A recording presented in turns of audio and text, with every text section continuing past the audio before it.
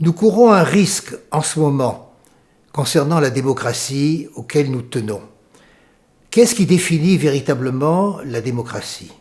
Si on remonte aux Grecs, à Périclès, Thucydide, ce qu'ils disent, c'est que justement le fondement de la démocratie, c'est cette liberté de parole, cette capacité qui est donnée à chacun de pouvoir exprimer dans l'intérêt de tous une position qui pourrait être adoptée, réfléchie, discutée. C'est ce qu'on appelait le courage de dire la vérité.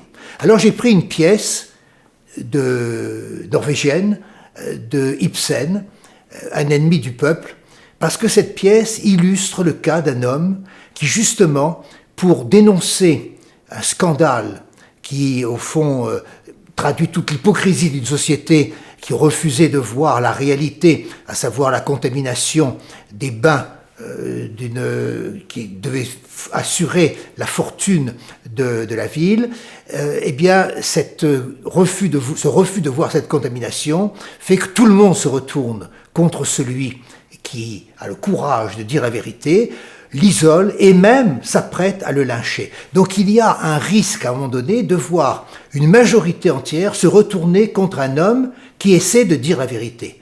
Pourquoi est-il tenu à part?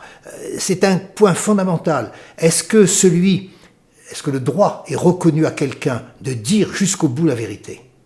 Et de le dire envers et contre tous. Et de le dire même si ça fait mal, même si ça heurte les esprits. Eh bien, cette capacité à dire la vérité, cette capacité-là, c'est justement ce qui fonde dans la tradition grecque la démocratie. Alors à partir de là, ce droit à la parole libéré, affirmé d'un individu est quelque chose qui est reconnu à tous, égalité de parole, et cette égalité de parole fait que l'on appelle ce régime la démocratie. C'est cela au fond auquel je tenais. Mais pourquoi cette question sur la démocratie intéresse-t-elle nos rencontres Orient-Occident?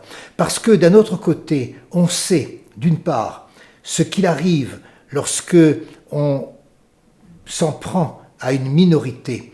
Et cette minorité, c'était celle, par exemple, on le voit bien dans la tradition, dans la montée de l'antisémitisme, ceux qui restent dans une communauté, ceux qui restent à part du tous, aussitôt peuvent être pointés du doigt. Or, la politique, fondamentalement, ça consiste, c'est on ne tue pas l'adversaire, on ne persécute pas l'autre dans ce cas-là, on le respecte dans sa personne, et c'est ce qui fait, au fond, le prix de la démocratie. Cela peut-être est en train d'être perdu, justement, à cause de la situation, peut-être, qui pourrit progressivement tout l'Occident et qui nous vient du Proche-Orient.